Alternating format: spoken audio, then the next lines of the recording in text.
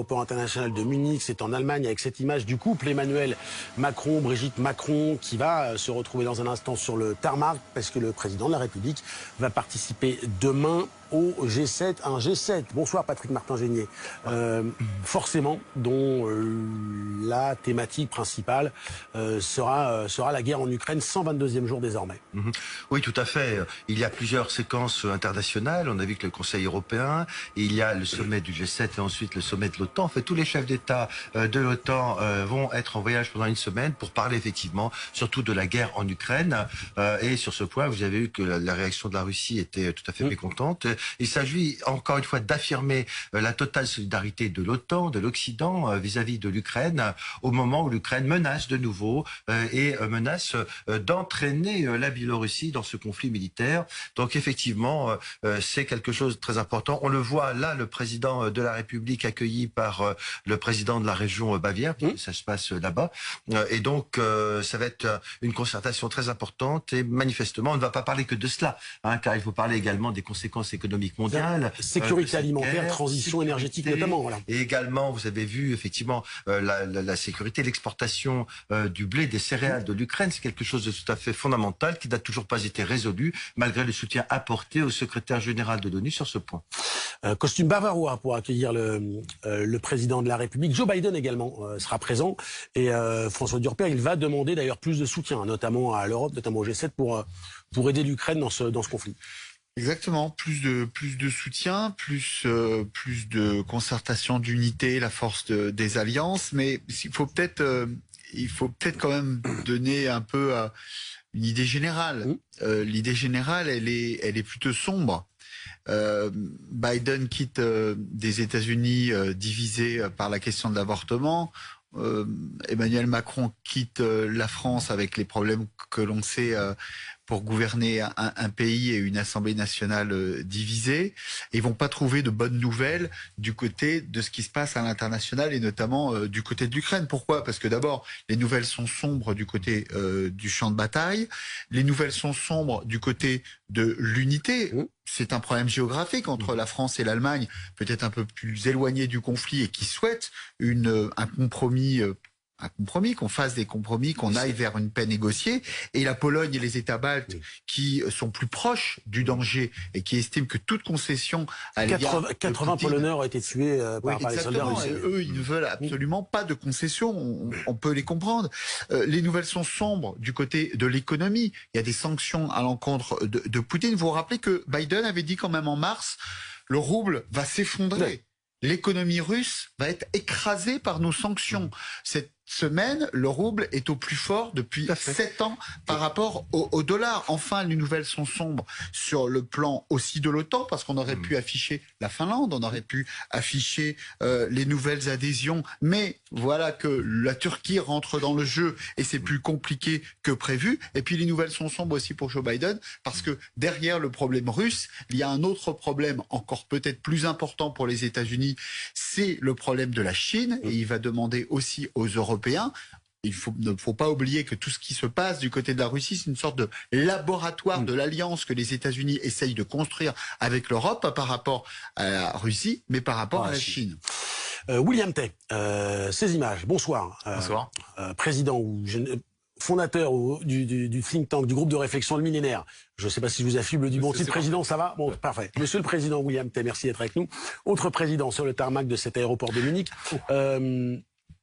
On est dans une séquence assez compliquée pour Emmanuel Macron, séquence internationale, alors qu'on sait il n'a plus de majorité pour gouverner et qu'il y a forcément des débats qui sont, d'ailleurs il les a évoqués quand il était à Bruxelles, c'est assez compliqué. Oui, en fait Emmanuel Macron est dans une situation compliquée, mais malgré tout sur le domaine international il a l'avantage, parce que la Constitution et les différentes cohabitations ont montré que le président avait toujours une prédominance sur deux plans précis, les affaires étrangères et la défense. La question pour Emmanuel Macron, c'est plutôt sa question de crédibilité politique et de son capital politique, notamment lorsque vous regardez les presses étrangères au lendemain du second tour de l'élection législative. Vous voyez notamment que la presse allemande, la presse britannique et la presse anglo-saxonne a été critique en disant Jupiter c'est fini, dans la mesure où Emmanuel Emmanuel Macron, par rapport aux autres chefs constitutionnels, n'avait plus autant de pouvoir. Mais malgré tout, il conserve des pouvoirs, notamment d'action, dans la mesure où il garde toujours une majorité qui est relative, et il peut toujours faire passer des textes. Et la question qui est clé pour Emmanuel Macron, c'est est-ce qu'il est capable de prendre le leadership par rapport à d'autres puissances? Par rapport aux Américains, ça va être plus compliqué, mais notamment sur la question de l'équilibre entre le couple franco-allemand. Parce que si Emmanuel Macron est dans une situation compliquée, la chose, c'est pas vraiment dans une meilleure situation à mesure où les problèmes énergétiques frappent davantage son économie. Et la question qui est posée à Emmanuel Macron, c'est est-ce que la France, dans la situation actuelle, avec le paysage de l'Assemblée nationale, est en capacité de prendre une initiative au niveau européen et au niveau international? Pour l'instant, il a encore les armes pour le faire, dans la mesure où il est encore président de l'Union européenne, président du Conseil de l'Union européenne. La France a toujours un poids qui est prédominant, et sur ce plan-là, il a des capacités d'action à la fois sur le climat et sur la question de la guerre en Ukraine. Un mot, Patrick Martin. Simplement, il va falloir tester encore une fois cette solidarité franco-allemande, car je viens de vous rappeler que la Russie a dit qu'elle allait couper de l'ordre de 30 à 40% de l'approvisionnement en gaz, et le ministre de l'économie est très inquiet, car cela va entraîner une augmentation de 30% à 40% du prix du gaz pour les ménages et pour les industries. Donc on est dans une situation critique où on voit que finalement on a l'impression que c'est la Russie qui est le maître du jeu dans cette affaire, en maîtrisant les éléments économiques, énergétiques, et effectivement en Bavière, c'est tout à fait symbolique. Il y a un accord qui se dessine entre l'Allemagne et le Sénégal qui ne va pas plaire à tout le monde. Voilà, certainement. Voilà donc pour cette petite parenthèse bavaroise. Je vous rappelle, si vous rejoignez une image du tarmac de l'aéroport de Munich, Emmanuel Macron accompagné de son équipe, son épouse et de son équipe, qui va prendre désormais un hélicoptère direction les Alpes bavaroises et le château d'Elmau qui accueille demain le sommet du G7. On revient aux suites de la décision de la Cour suprême américaine d'interdire, de rendre illégal, de révoquer le droit à l'avortement, le droit constitutionnel. Et après cette décision, eh bien, le débat est relancé en France avec la majorité qui revoit son discours. Faut-il inscrire ce droit à l'interruption volontaire de grossesse dans la Constitution? Élément de réponse, Marion Bordier, Emmanuel Binet.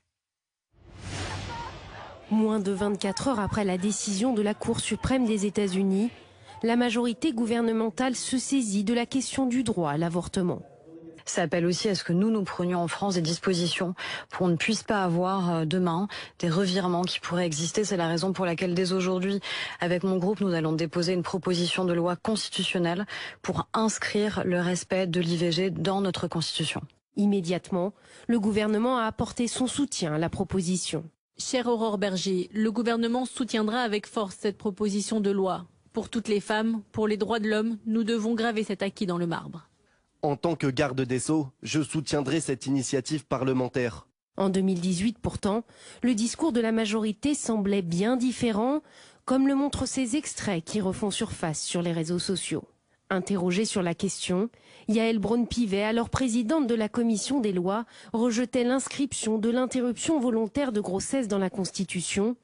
Inscription qu'elle n'estimait pas nécessaire. À mon sens, il est nul besoin de brandir des peurs relatives à ce qui se passe dans d'autres pays pour estimer que ces droits seraient menacés dans le nôtre. Ça n'est absolument pas le cas aujourd'hui et rien ne vous permet de l'affirmer. Un contraste relevé par les membres de la NUPES qui ont proposé le dépôt d'un texte commun à l'ensemble des groupes de l'Assemblée nationale. Heureux que LREM reprenne la proposition de constitutionnalisation du droit à l'IVG qu'elle avait jusqu'alors refusée. Privée de majorité, les marcheurs réfléchissent mieux. Mais alors, la majorité présidentielle a-t-elle retourné sa veste? Absolument pas, selon sa porte-parole, qui rejette la faute sur les nouveaux députés du Rassemblement national. Nous avons aujourd'hui le Rassemblement national qui regroupe près de 89 députés alors qu'ils n'étaient que 8 à l'époque. Et puis, il y a aussi cette position que nous n'avons pas encore du côté du banc des Républicains. Donc l'heure, je pense, aujourd'hui n'est pas à mettre en place une énième polémique, mais plutôt de se mettre à agir très rapidement. L'accusation n'a pas manqué de faire réagir les principaux intéressés. Dans un tweet, Sébastien Chenu assure que son parti n'a jamais souhaité revenir sur l'avortement.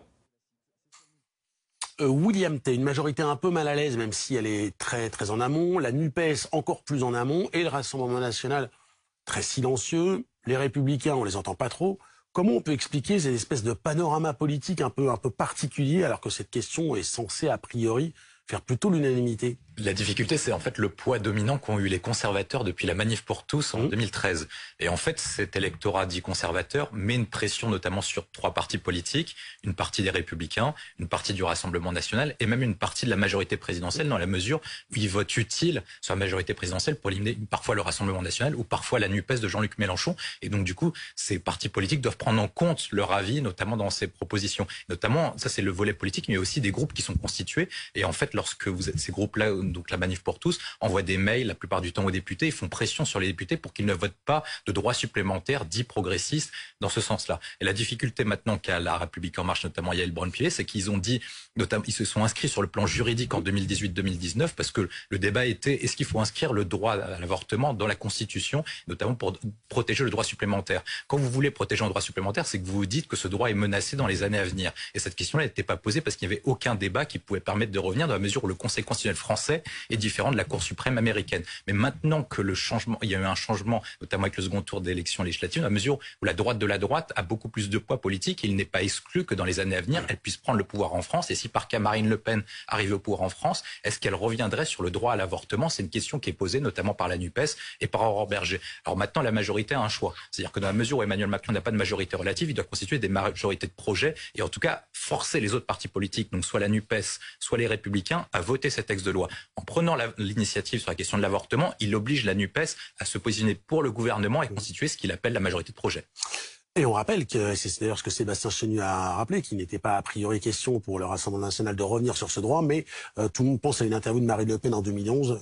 Elle estimait qu'il fallait cesser de rembourser l'avortement. Bonsoir Didier Mauss, merci d'être avec nous en direct. Vous êtes évidemment constitutionnaliste. On a envie de savoir ce que ça changeait concrètement le fait d'inscrire le droit à l'avortement dans la Constitution par rapport à la situation actuelle. Qu'est-ce que ça change dans un sens comme dans l'autre ?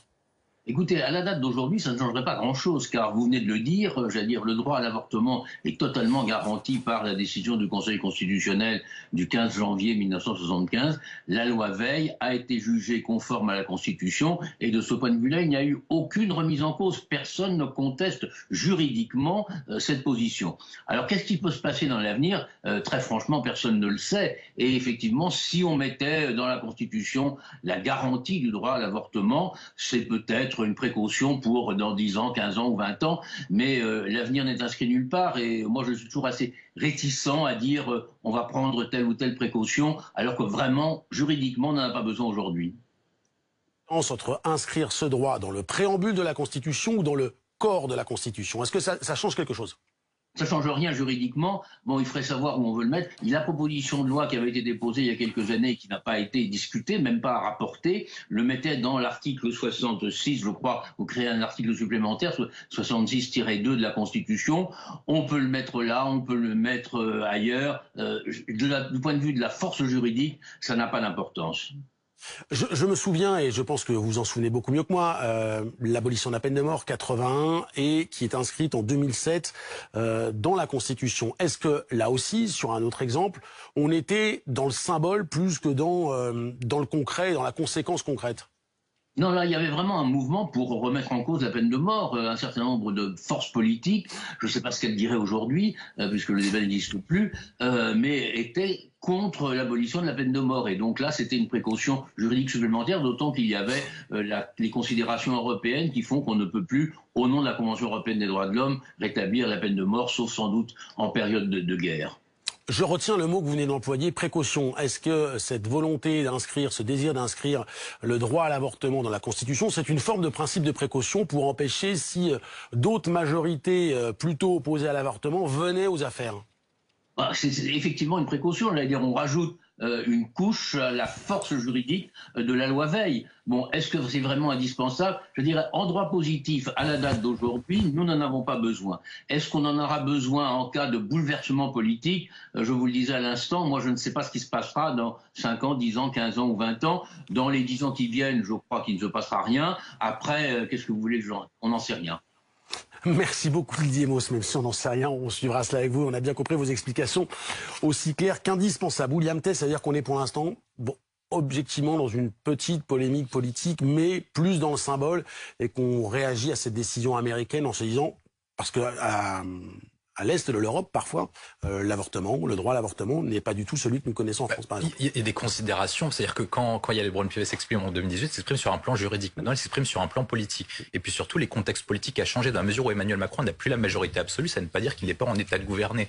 Il y a des différents commentateurs qui disaient qu'on était passé à la 4e République, mais c'était pas vraiment le cas. François Durper pourra le commenter, mais en fait, le président Emmanuel Macron se retrouve dans la même situation que Joe Biden ou même Barack Obama à son époque ou Donald Trump, c'est-à-dire qu'il est toujours président, il a la capacité d'initiative, mais il doit négocier avec le Congrès. Et pour négocier avec le Congrès, il est obligé d'effectuer des pressions politiques pour les conduire soit à voter en faveur de ces textes, soit à s'abstenir. En s'inscrivant sur la question de l'avortement, il oblige la NUPES à voter pour son texte de loi et surtout il divise les Républicains et le Rassemblement national sur cette question de la mesure où les Républicains doivent se positionner. S'il y a un projet de loi qui est transpartisan, est-ce que les Républicains vont le voter et est-ce que le Rassemblement national va le voter? Si par cas il ne le vote pas, et du coup il s'inscrirait contre ce débat et donc du coup il perdrait des points dans une éventuelle dissolution parce que tout le monde a en tête qu'il y a une éventuelle dissolution qui peut se passer, qui est à l'initiative du président de la République pour renforcer sa majorité en vue des prochaines élections législatives anticipées. Est-ce que là on est un peu loin du droit des femmes à disposer de leur corps, mais effectivement c'est politique. Oui, tout à fait. William Tell a dit finalement il y a deux raisons qui font qu'on réfléchit à cette question de la constitutionnalisation. La première, ce sont des raisons internes et c'est pour la première fois 89 membres du Rassemblement national dont le passé et certaines déclarations peuvent laisser penser certaines inquiétudes, en tout cas dans ce domaine-là. Et la deuxième, c'est pas qu'on réagit à une actualité américaine. C'est plutôt qu'aux États-Unis, on n'a pas vu venir ce qui s'était passé du côté de la Cour suprême. Alors les constitutions sont extrêmement différentes. On a un régime parlementaire, semi-parlementaire, semi-présidentiel du côté français. Et du côté américain, c'est un régime présidentiel très très clair. Mais il n'y a pas non plus de Cour suprême en France. Seulement, on dit aujourd'hui, mais si les démocrates avaient anticipé, avaient pu penser qu'un jour la Cour suprême puisse remettre en cause cet arrêt de 1973, peut-être qu'ils auraient fait différemment. Donc on ne peut pas empêcher aujourd'hui les députés français de se poser la question et de se dire, eh bien, on va essayer de protéger ce droit, comme on a protégé, par exemple, l'abolition de la peine de mort. Et je vous rassure, les députés font leur travail et nous ferons le nôtre. Merci à toi. On va en venir au 122e jour de guerre en Ukraine et les Russes qui continuent de pilonner les émanent de nos confrères de l'AFP auquel Emmanuel Macron a accordé un entretien extrêmement riche. Alors avec mes invités, nous allons en parler. Je vous soumets à tous les deux, Patrick Martin-Génier et William Tell, les éléments qui nous sont désormais fournis. Emmanuel Macron confirme sa confiance à la première ministre Elisabeth Borne pour mener l'action du gouvernement dans la durée, mais il y aura un nouveau gouvernement d'action nommé début juillet après là aussi des consultations. L'idée, William Tell, c'est de dire à l'opposition: prenez vos responsabilités, je n'ai pas de majorité, rejoignez-nous, mais rejoignez-nous à la fois dans la majorité pour voter les textes, mais aussi au sein du gouvernement. La question pour Emmanuel Macron, c'est qu'il a été plutôt passif depuis sa réélection notamment, et il avait dit qu'il voulait réinventer la démocratie au soir de second tour de l'élection présidentielle, et depuis il a mis du temps à composer un gouvernement, et sur la campagne des élections législatives, il n'a pas été si impliqué que ça. Maintenant, il essaie de reprendre la main avec la nouvelle situation politique, et notamment une majorité parlementaire qui est restreinte. Sa majorité parlementaire est entre 245 et 250, donc ça veut dire qu'il lui manque 40 députés pour avoir le soutien et la majorité absolue. Où est-ce qu'il peut les trouver? Il y en a à peu près sur les 22 divers gauches, il y en a à peu près une dizaine qui ont été élus, mais contre la NUPES, et donc du coup qui peuvent soutenir le gouvernement. Et parmi les Républicains, il y en a une partie qui pourrait éventuellement soutenir le gouvernement. Et la question qu'il pose à l'ensemble des formations politiques, c'est-à-dire, voici mon plan d'action, voici le plan d'action que je vous soumets, soit vous le soutenez, et si par cas vous le soutenez pas, dans ce cas-là, il y aura une situation de blocage institutionnel et je n'aurai pas d'autre choix que de dissoudre. Et donc il essaie de faire porter la responsabilité du blocage, non pas sur Elisabeth Borne et son gouvernement, mais davantage sur les oppositions en vue d'une éventuelle dissolution afin de renforcer son éventuelle majorité. Il y a deux dissolutions qui ont fonctionné, notamment pour renforcer leur majorité parlementaire. C'est celle de 62 avec le général de Gaulle suite au référendum porté sur l'élection du président de la République au suffrage universel. Et la deuxième, c'est celle de 68, après les blocages de mai 68. Et le gouvernement a été apparu comme le parti de l'ordre et le parti de la continuité, notamment de la stabilité gouvernementale. Et la question qui est posée aux différents partis, notamment visant spécifiquement les Républicains à travers deux solutions spécifiques, la question de l'avortement. Parce que la question de l'avortement, c'est une réforme constitutionnelle et ça veut dire que le Sénat doit adopter. Donc, est-ce que le chef des parlementaires au Sénat va l'adopter, notamment Bruno Retailleau, qui a des positions plutôt conservatrices? Et le deuxième point, c'est de contraindre les Républicains sur cette nouvelle majorité, sur la question du pouvoir d'achat, en disant si vous votez pas, blocage et donc du coup dissolution. Et on imagine que ça doit réfléchir ou s'interroger, en tout cas ce soir, dans le QG des Républicains. Patrick Martin-Genier, Elisabeth Borne, chargée de sonder les groupes politiques sur un accord de gouvernement. Vous qui maîtrisez évidemment parfaitement la politique française et la politique internationale, est-ce que accord de gouvernement, ça vous fait penser à quoi si on compare à la fois ce que nous vivons aujourd'hui et l'expérience politique, la pratique politique dans d'autres pays?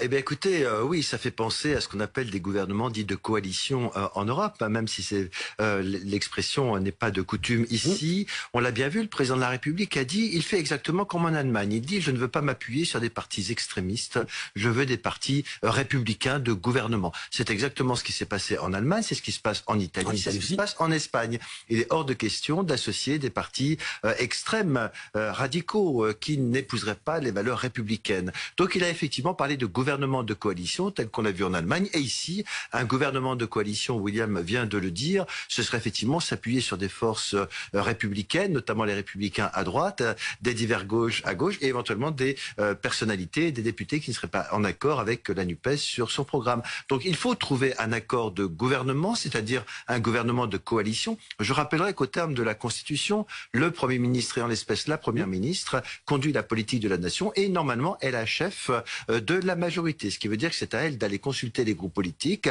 de trouver un consensus sur un certain nombre de sujets, ce sera sans doute la plus grande difficulté, afin de constituer un nouveau gouvernement susceptible de recueillir la majorité, notamment lors d'une déclaration de politique générale à l'Assemblée nationale. Alors ce qui est intéressant justement, c'est que Emmanuel Macron maintient sa confiance à Elisabeth Borne, alors qu'il avait simplement, pour l'instant, refusé sa démission.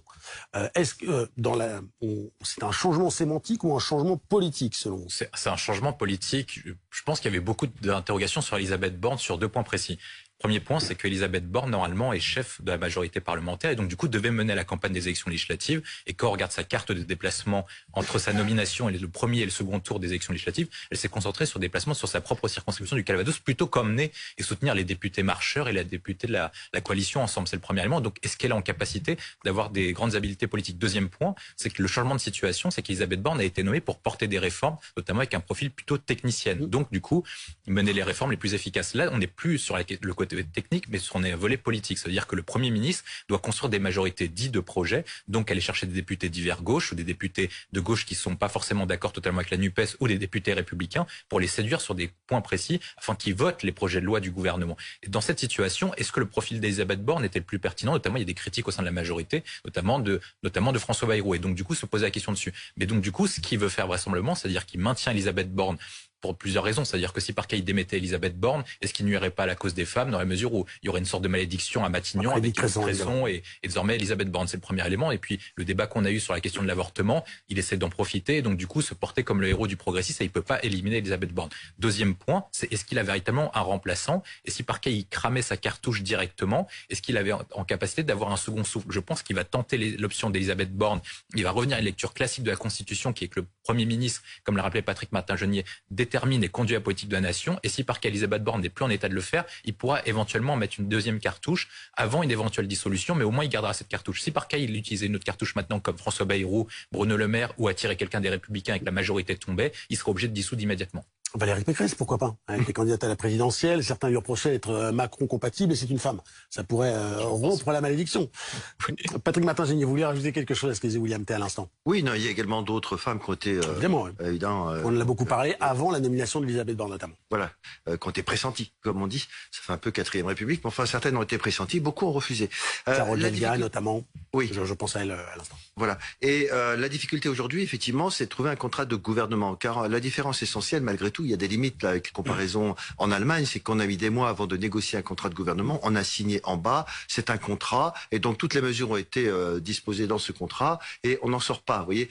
Tandis que la difficulté aujourd'hui pour la Première ministre, c'est de trouver un contrat qui puisse durer, qui peut s'inscrire dans la durée de la législature, et on voit bien aujourd'hui qu'il y a une grande fragilité, parce que certains vont vous dire dans d'autres partis politiques qu'en réalité ils n'ont pas été élus avec le président de la République, mais contre lui, et donc ils refuseront d'aller dans ce gouvernement. La difficulté, c'est est-ce qu'on aura un véritable gouvernement de coalition ou est-ce que ça va être quelques personnalités, comme on dit, des débauchages par-ci, par-là, qui seront à la merci d'une mise en minorité par le Parlement. Et donc, autant on pourrait peut-être avoir une majorité sur certains sujets, sur d'autres, manifestement, le gouvernement pourrait être mis en minorité. Le vrai test, en réalité, c'est également le vote de la loi de finances, qui est un geste politique majeur à la rentrée. Mais justement, alors regardons les grands textes qui sont attendus, pouvoir d'achat, loi de finances et retraite.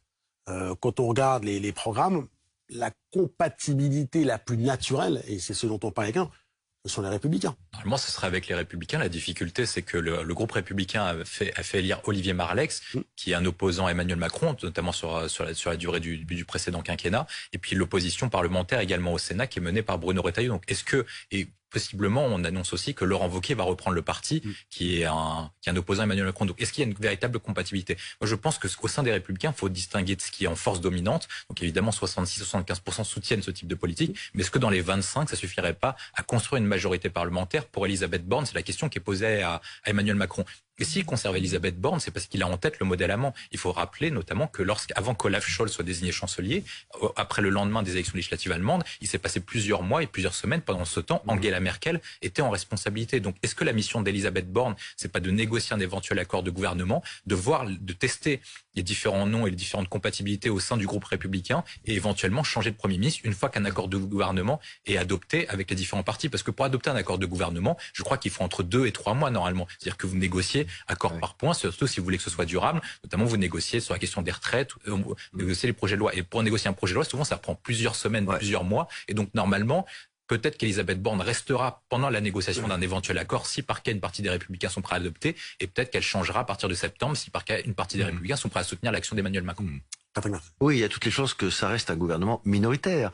Mais nous avons eu dans l'histoire de la République des gouvernements minoritaires, le cas de Michel Rocard. Mais la chance de Michel Rocard, c'est que c'était avant la réforme constitutionnelle de 2008 et qu'il a utilisé, vous savez, le fameux 49.3, pardon, qui l'a permis effectivement de faire... Il a explosé le record de recours au 49.3. C'était un homme de dialogue. Qui permet, pour notre espérance, qui permet de se passer du vote de l'Assemblée nationale. Tout à fait. C'est-à-dire que la seule possibilité pour les députés est de voter une motion de censure contre le gouvernement, à l'issue duquel, s'il était adopté, il y aurait des élections, dissolution de l'Assemblée. Comme vous savez, les députés ne veulent pas cela, ne veulent pas aller se faire repartir en campagne. Mais aujourd'hui, eh bien, hormis la loi de finances, le projet de loi sur la sécurité sociale, eh bien, le 49.3 ne peut être passé que pour un seul projet. Et donc, du coup, ça ralentit. Et donc, effectivement, un contrat de gouvernement, c'est assez limité. On voit bien qu'en Italie, en Espagne, c'est très fragile. Et que lorsqu'il y a un gouvernement de coalition, c'est-à-dire un gouvernement où il y a un parti principal qui est minoritaire, eh bien, il n'est jamais à l'abri d'une mise en minorité et donc d'une démission.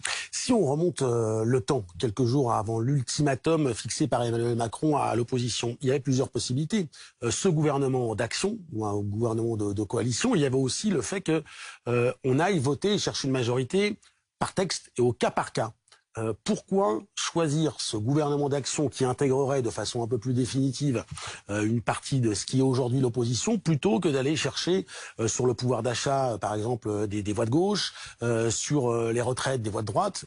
Pourquoi ce choix-là et pas celui du cas par cas qui avait été évoqué par Emmanuel Macron? La question pour Emmanuel Macron, c'est ils ont tous en tête la question de la dissolution. Et donc, si par cas des députés voteraient éventuellement pour Emmanuel Macron, ils ont peur de leur éventuelle réélection, en tout cas de leur défaite, à l'occasion des élections législatives anticipées. Donc, c'est très difficile de construire une majorité de cas par cas pour que ce soit durable. Vraisemblablement, ça aurait tenu 6 mois, 18 mois, grand maximum. Alors que sur la question d'un contrat de coalition, ça peut durer plus longtemps. Ça peut durer 2, 3 ans en fonction des intérêts politiques. Et puis, en fonction de l'agenda d'Emmanuel Macron, comme vous l'avez rappelé, il y a des tendances politiques. Sur la question de la réforme des retraites, notamment faire porter l'âge à 64 voire 65 ans, c'est plutôt la droite qui a voté pour. Sur la question du pouvoir d'achat, s'il reste sur la thématique... La droite n'est pas le Rassemblement national, par exemple. Non, la droite républicaine, les républicains. Sur la question du pouvoir d'achat, notamment, il reprend les thèses de Nicolas Sarkozy, notamment sur les thèses de Schengen, sur la réforme européenne. Et donc, toutes ces thèses-là, les conduisent plutôt à faire conduire porter le chapeau sur les républicains. Parce qu'il a 2 solutions. Il n'est pas obligé de faire porter un accord de coalition dès la semaine prochaine ou dans 2 semaines. Il peut leur dire, notamment aux députés républicains, je vous propose ces textes-là et vous avez la responsabilité de les voter ou non. Mais cette fois-ci, plutôt que de subir, il prend le choix de l'initiative pour faire porter la responsabilité sur les républicains. Et c'est plutôt une inversion du coup du rapport de force. C'est exactement la question que j'allais vous poser. C'est-à-dire que c'est assez malin politiquement de la part d'Emmanuel Macron. C'est-à-dire qu'il renvoie la responsabilité de l'échec à l'opposition. Ah oui, non, c'est très habile. Il est parti au Conseil européen en disant « je reviens dans 48 heures ou dans 72 heures, c'est à vous de me dire si vous êtes prêt à prendre des responsabilités ». Sachant que c'est quand même la Première ministre qui est en première ligne, hein, puisque c'est elle de négocier ce contrat de gouvernement. Mais il y a une chose importante, lorsqu'on parle de contrat de gouvernement dans d'autres pays de l'Union européenne, c'est aussi une négociation des postes. C'est-à-dire que négocier projet par projet, c'est bien, mais c'est un gouvernement qui risque d'être mis en minorité sur chaque projet par une coalition des contraires dans cette assemblée qui effectivement où il y a des groupes extrêmes, notamment donc le Rassemblement national. Donc ce qu'il faudra, s'il y a véritablement un contrat de gouvernement, c'est qu'on cède des postes très importants. Ça passe d'abord par une négociation sur les postes ministériels. Donc on a vu qu'il souhaitait garder Elisabeth Borne. On aurait pu imaginer qu'il allait chercher une personnalité moins exposée, plus consensuelle, de nature à effectivement à générer cette unité à l'Assemblée nationale. Mais en gardant la Première ministre, il faudrait que celle-ci négocie un nouveau gouvernement qui ferait largement la place à d'autres partis politiques, et on pense essentiellement aux partis républicains ou à divers députés, divers droits, divers gauches, qui permettraient de s'assurer d'une base solide à l'Assemblée nationale sur l'ensemble des projets et non pas sur un seul. Emmanuel Macron qui réaffirme sa confiance, mais en même temps on a le sentiment qu'elle reste quand même affaiblie, c'est-à-dire qu'elle va se retrouver avec peut-être un futur gouvernement où sa majorité sera encore moins majoritaire. Donc c'est un peu, est-ce qu'il y a un paradoxe ou est-ce que je suis mauvais esprit? Moi j'ai beaucoup regardé la question des dissolutions. Emmanuel Macron, l'avantage de cette solution, c'est qu'il reprend les théories de Bonaparte sur les lois de la guerre, c'est-à-dire que pour se passer dans les meilleures situations, il faut toujours avoir une possibilité de choix. S'il sortait Elisabeth Borne maintenant, il était quasiment conduit à une dissolution si par quel le prochain Premier ministre tombait. Alors que gardant Elisabeth Borne, il peut dire j'ai gardé Elisabeth Borne pour mener un contrat de coalition, comme c'est l'affaire du Premier ministre en consultant les différents groupes parlementaires. Il peut conserver Elisabeth Borne pour construire des majorités de projets en fonction des textes. Et il peut garder Elisabeth Borne notamment pour préparer le prochain contrat de coalition. Donc il garde Elisabeth Borne pour une éventuelle solution, éventuellement s'il a des auspices qui sont meilleurs, notamment s'il est républicain, il faut émerger une personnalité ou si par cas il change d'avis en fonction de l'évolution du contexte politique. Ça c'est le premier élément. Le deuxième élément sur Elisabeth Borne, c'est qu'il utilise et il revient à une lecture classique de la Constitution. C'est-à-dire que Elisabeth Borne est là en première ligne, alors que ces différents premiers ministres, notamment Édouard Philippe et Jean Castex, c'était plutôt Emmanuel Macron qui était en première ligne et c'était plutôt lui qui prenait les coups. Donc là, il met plutôt Elisabeth Borne devant pour que ce soit elle qui prenne les coups et qui servent de rempart. Je pense qu'il a l'intention d'utiliser Elisabeth Borne jusqu'au bout avant de changer éventuellement d'orientation politique ou en tout cas de stratégie et donc de l'user un peu comme François Mitterrand l'avait fait notamment avec Michel Rocard à l'époque entre 88 et 92. Elle était restée combien de temps, Édith Cresson, à Matignon? 10 mois, 11 mois. On souhaite évidemment pas la même issue à Elisabeth Borne, mais c'est vrai que c'est quand même assez paradoxal, c'est des espèces de pression qui lui met en même temps en la confirmant.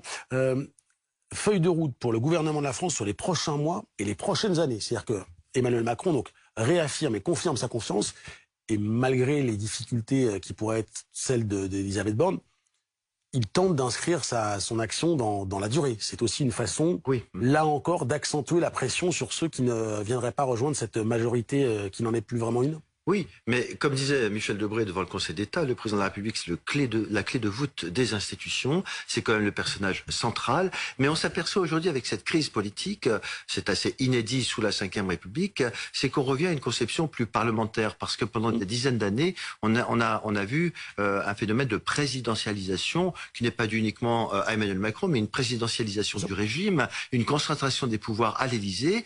Et je me rappelle de ce discours donc que je soumettais à mes étudiants de Michel Debré devant le Conseil d'État en août 1958, dans lequel il disait ben non, cette Ve République elle a une vocation parlementaire. Nous y sommes aujourd'hui. C'est-à-dire que le président de la République et la Première ministre sont obligés de négocier avec les groupes parlementaires, et donc d'une certaine façon, cela va faire glisser le pouvoir vers l'Assemblée et non plus vers l'unique président. C'est ce que nous avions connu en fait sous les gouvernements de cohabitation, où c'est bien le gouvernement issu de la majorité qui avait repris la main sur le président de la République. Mais là, vous avez raison, c'est que sur l'aspect international, sur l'aspect militaire, le président de la République reste chef des armées, chef de l'État, et donc c'est lui qui est la haute main sur la diplomatie, la stratégie militaire. Il est chef des armées, et donc son rôle est toujours très important sur ce point. Et ça ramène à la Constitution de 58, évidemment, avec d'un côté le général de Gaulle et la vision présidentialisation, et puis la version plus parlementaire de Michel Debré qui garantissait.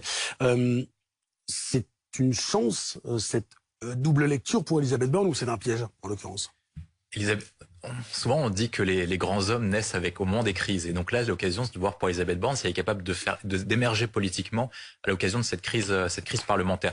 Moi, je pense qu'Elisabeth Borne a malgré tout des atouts dans la mesure où, en fait, elle a un atout principal dans la tête des gens, c'est que personne ne pense qu'Elisabeth Borne ne sera candidate pour la prochaine élection présidentielle, ce qui lui confère un avantage qui est prépondérant. Parce que si par cas vous aviez une personnalité qui était en lice pour succéder à Emmanuel Macron, cette personne se ferait attaquer par toutes les oppositions en disant on l'attaquerait directement, notamment si Emmanuel Macron avait en tête de nommer par exemple Édouard Philippe, ce qu'il ne fera pas, mais si par cas il nommait Édouard Philippe, il se ferait taper dessus par les oppositions. Je pense qu'elle a cet avantage premier. Le deuxième avantage qu'elle a, c'est qu'elle peut négocier sur des points techniques parce qu'elle a une crédibilité gouvernementale, notamment elle peut dire voici les bonnes mesures, notamment à prendre sur quelques textes précis. Et quelle est l'habitude de négocier? C'est aussi sa carte dans sa carte de visite, elle a cette habitude de négocier dossier par dossier, parfois même extrêmement difficile. C'est là où elle a le point essentiel. Le point qui lui manque, c'est la question d'habileté politique et sur la question de négocier avec des parlementaires. Est-ce qu'elle connaît tous les parlementaires de la majorité? C'est le premier élément. Est-ce qu'elle connaît parce qu'il y aura une question même sur la solidité du groupe parlementaire de Renaissance. Deuxième point, c'est est-ce qu'elle connaît les députés d'hiver gauche et est-ce qu'elle connaît les députés républicains pour éventuellement les séduire et les ramener dans le giron présidentiel. C'est l'équation qui est posée à Elisabeth Borne. L'avantage qu'elle a, c'est le calendrier. C'est-à-dire que pour l'instant, il y a un seul texte qui doit passer, c'est la question du texte pouvoir d'achat. Le texte pouvoir d'achat, notamment en raison du contexte porté par l'inflation, l'augmentation des prix et la difficulté des ménages, des classes moyennes et populaires, normalement devrait faire consensus, comme sur la question du texte de révision constitutionnelle portant sur l'IVG, où ce sont des textes plutôt faciles, où elle pourra rentrer dans le bain assez facilement. Ça, c'est le premier élément. Le moment le plus difficile, ce sera le moment de septembre, où elle devra porter un texte portant sur la réforme des retraites. Elle a une opposition très forte, notamment vis-à-vis de la gauche, qui refuse tout départ à 65 ans et tout recul de l'âge à la retraite, à la fois des forces politiques, mais également des forces syndicales. Elle devra s'appuyer exclusivement sur les Républicains. Moi, je pense qu'elle a un avantage qui est particulier sur ce point-là, c'est que quand vous regardez la composition de l'Assemblée, est-ce qu'il y a une possibilité qu'elle soit mise en minorité par l'article 49-1 ou l'article 49-3 sur la question de la motion de défiance ou sur... Est-ce que, en fait, la NUPES ou le Rassemblement national peuvent conduire à une majorité de plus de 280 députés pour destituer le gouvernement? Vraisemblablement pas, de la mesure où les Républicains s'abstiendraient. Et c'est là un avantage en termes temporaires et en termes politiques. Patrick Martin-Génier, vous qui on parlait il y a quelques instants de l'Allemagne et de l'Italie. Est-ce qu'un gouvernement d'action, ça fonctionne? On a compris que c'était compliqué à mener parce qu'il faut établir une sorte d'agenda législatif, mais est-ce que ça fonctionne en général? Est-ce que culturellement, par rapport à ce que nous sommes ici en France, ça peut fonctionner? Alors, vous avez tout à fait raison, c'est une question de culture politique. On est en Allemagne, en Italie, en Espagne, également en Israël. En Israël, le gouvernement est en train de chuter. Ce seraient les 5e élections en 3 ans. Mais dès lors qu'il y a un gouvernement de coalition, oui, ça fonctionne. C'est que c'est fait pour durer. Le gouvernement qui est composé de Mario Draghi dure depuis plus d'1 an. Le précédent avait duré 3 ans. En Espagne, depuis les dernières élections, malgré la montée de l'extrême droite, on a réussi à exclure tous les extrêmes, à faire un gouvernement de coalition. Et donc, ça fonctionne. Ça fonctionne, mais il faut qu'on ait des perspectives très claires sur des projets principaux. Vous avez vu qu'en Allemagne, par exemple, même les Verts se sont mis d'accord sur l'OTAN. Il fallait rester dans l'OTAN, renforcer l'OTAN. Ce n'était pas évident, ce n'était pas évident du tout. Les libéraux sont plus pour la liberté économique, mais l'Allemagne vient d'accepter une augmentation du SMIC horaire sous la direction de la chose qui est social-démocrate. Oui, ça fonctionne, mais il faut prendre le temps de réfléchir. Et c'est ça aujourd'hui, me semble-t-il, la difficulté de la Première ministre et d'Emmanuel Macron. Déjà un temps raccourci, le quinquennat, mais la Première ministre doit négocier rapidement un contrat de gouvernement sur certains points essentiels. Vous citiez les retraites tout à l'heure. Il est vrai que Édouard Philippe avait fait adopter son projet par le 49.3 et qu'un projet sur les retraites dont on sait que c'est fondamental pour l'avenir des retraites en France, c'est quelque chose qui doit être discuté bien en amont, d'où le rôle des discussions en commission. Et c'est sur ce point que son rôle sera très important si elle souhaite effectivement pouvoir faire voter ces projets. Une réaction en direct. Bonsoir Daniel Obono, merci d'être avec nous. Vous êtes député NUPES de Paris. La NUPES, la France Insoumise, doivent-ils dire oui à ce nouveau gouvernement d'action qui sera donc a priori formé par Elisabeth Borne début juillet? Encore faut-il que la Première ministre daigne venir demander la confiance au Parlement. C'est la moindre des choses. Il y a eu quand même une échéance électorale importante, l'élection législative qui a vu une défaite de la majorité qui n'a plus de majorité absolue et qui donc est obligée de tenir compte de la diversité des expressions politiques de l'Assemblée comme l'ont voulu les Français et les Françaises. Et donc il faut que Madame Borne vienne demander la confiance. C'est la moindre des choses, c'est le respect minimum des institutions de la Ve République.